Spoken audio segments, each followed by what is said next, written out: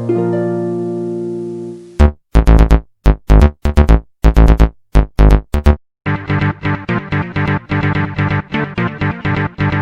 बच्चों, a very good morning to all of you. आज हम क्लास 10th के चैप्टर 3 के बारे में जानने वाले हैं कि हम इसमें क्या सीखेंगे। हमारे चैप्टर का नाम है दो चर वाले रैखिक समीकरण युग्म। दो चर वाले रैखिक समीकरण युग्म। ठीक है बच्चों, अब दो चर वाले का क्या अर्थ है? दो चर का क्या अर्थ है? हमने 9th क्लास में देखा था कि एक समीकरण में या केवल x होता था या केवल y या केवल t या केवल p, है ना। तो उसे हम एक चर वाले रैखिक समीकरण कहते थे। जैसे 3x + 2 = 0, यह एक रैखिक समीकरण है और एक चर वाला है क्योंकि इसमें केवल x है। ठीक है बच्चों, फिर हमने देखा कि एक ही समीकरण के अंदर दो अलग अलग तरह के चर भी हो सकते हैं, जैसे x + 2y = 3।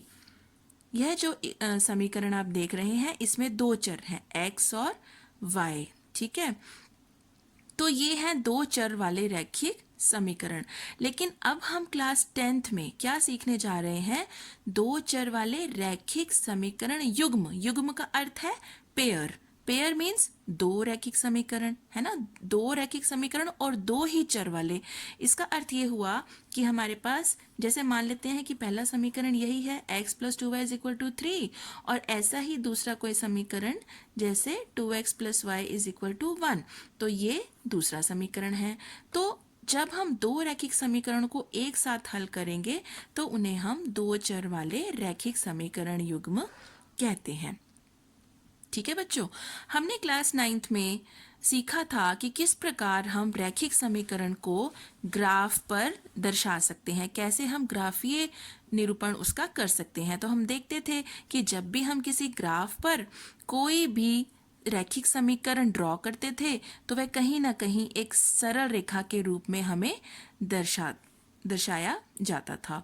ठीक है, तो इस प्रकार आप देख रहे हैं कि ये सरल रेखाएं हैं। उसी प्रकार अब अगर हमें दो समीकरणों को एक ही ग्राफ पर शो करना है तो वह हम कैसे करेंगे?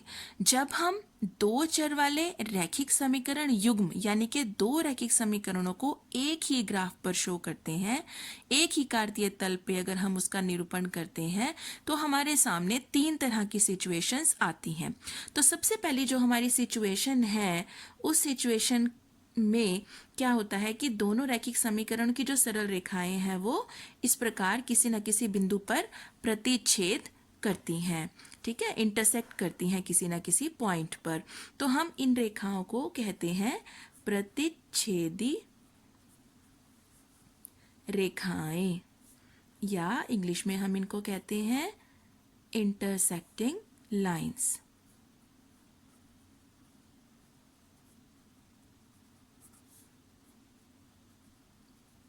ठीक है बच्चों, अब जो सेकंड सिचुएशन है उसमें क्या हो सकता है कि जो ये दोनों रैखिक समीकरण है वो इस प्रकार से सरल रेखाएं बनाएं कि वो सरल रेखाएं आपस में समांतर हों। ठीक है, तो इन रेखाओं को हम कहते हैं समांतर रेखाएं, और इंग्लिश में हम इन्हें क्या कहते हैं बच्चों? शाबाश, पैरेलल लाइंस।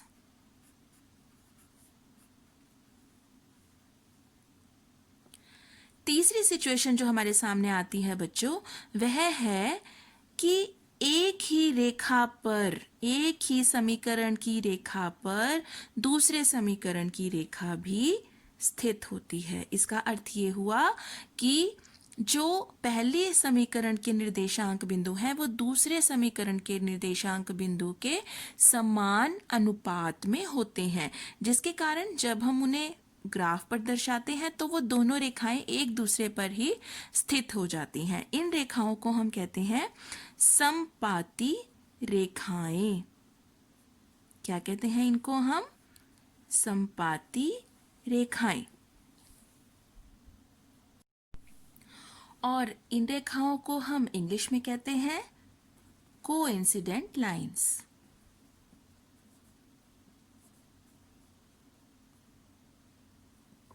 ठीक है बच्चों, चलिए अब हमें ये देखना है कि यदि दो रैखिक समीकरण युग्म एक ही ग्राफ पर शो किए जाते हैं या निरूपित किए जाते हैं तो उनके कितने हल होंगे। ठीक है बच्चों, अब जो रेखा प्रतिच्छेदी रेखा है तो इसका अर्थ ये हुआ कि वो किसी एक बिंदु पर प्रतिच्छेद कर रही हैं, तो इसका अर्थ ये है कि उसका जो सॉल्यूशन होगा, उसका जो हल होगा वह क्या होगा, हल अद्वितीय, यानी कि एक ही हल होगा, है ना, उसके अलावा और कोई हल नहीं हो सकता। जिस पॉइंट पर वो, जिस बिंदु पर वो प्रतिच्छेद करती हैं वही उसका हल होगा, तो हम इसे वन सॉल्यूशन कहते हैं। यूनिक सॉल्यूशन भी हम इसे कह सकते हैं कि केवल एक ही सॉल्यूशन।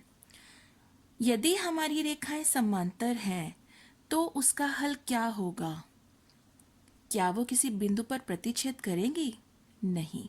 इसका अर्थ ये हुआ कि समांतर रेखाएं होने पर उन दोनों रैखिक समीकरणों का कोई भी हल नहीं होगा, और हम इसे इंग्लिश में लिख सकते हैं नो सॉल्यूशन। ठीक है बच्चों, अब हमारी तीसरी स्थिति में क्या है कि जो दोनों रेखाएं हैं, जो दोनों रैखिक समीकरण हैं, उनके निर्देशांक बिंदु आपस में क्या है, समपाती हैं, समान अनुपात में स्थित हैं। तो इस सिचुएशन में दोनों रेखाएं एक ही रेखा पर स्थित होती हैं, तो इसका अर्थ ये हुआ कि वे बहुत सारे अलग अलग बिंदुओं पर आपस में मिल रही हैं। तो इसका अर्थ ये हुआ कि इसके जो हल होंगे वो अनेक हल होंगे, अपरिमित रूप से अनेक हल होंगे, अनेक हल, और इन्हें हम इंग्लिश में लिख सकते हैं मैनी सॉल्यूशंस।